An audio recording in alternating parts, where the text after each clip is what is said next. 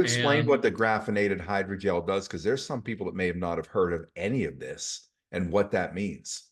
graphene is a very strong material. It's about 100 times stronger than steel, and it's indestructible. But it also has been in the research, and even research I've published, is not only cytotoxic and genotoxic, but it's highly magnetic.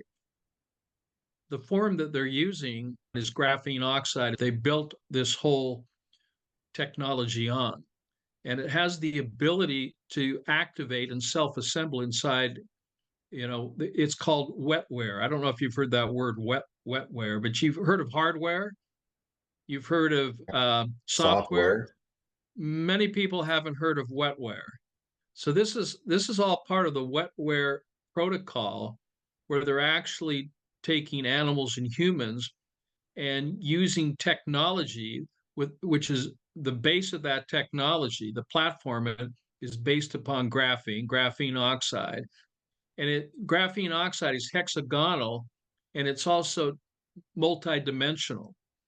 So you can literally attach things to it because of its magnetic surface charge. I've seen these little black strands, I guess it's graphene oxide, start to move and start to assemble and form like long strands of this.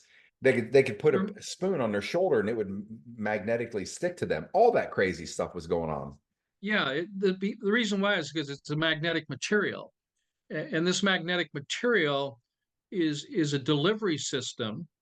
The vehicle, the actual vehicle, is hydrogel, so they encapsulate it in a polyethylene glycol hydrogel compartment.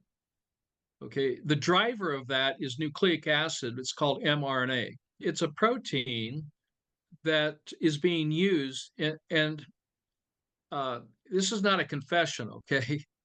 This is just the reality. The reality is I've been using genetic markers, nanogenetic markers, for years, for over 40 years.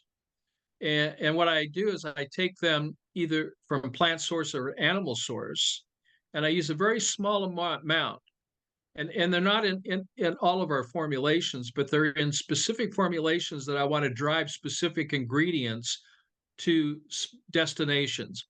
So if I find an herb that's good for the prostate, I will tag it with a marker, a nucleic acid that's associated with the prostate, to drive it to that particular area of the body, to drive it to the lungs, or drive it to the ovaries, or drive it to the prostate, or drive it to the liver.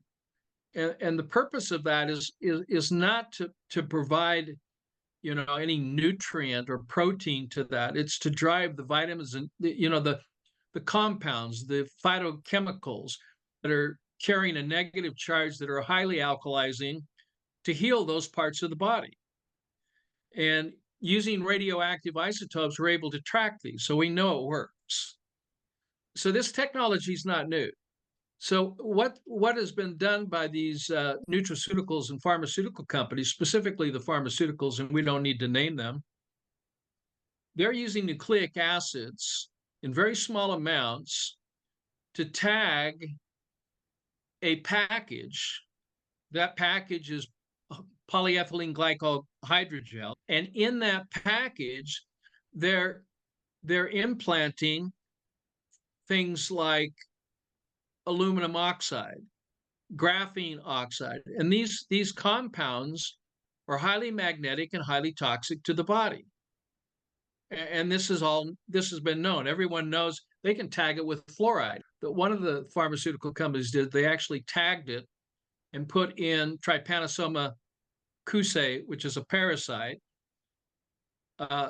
eggs. That's why they had to keep the temperature at a very low level, because when you start heating this up, they start hatching.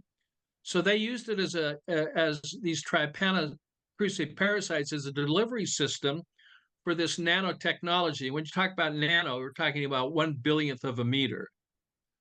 And so you have to have special equipment that costs hundreds of thousands of dollars.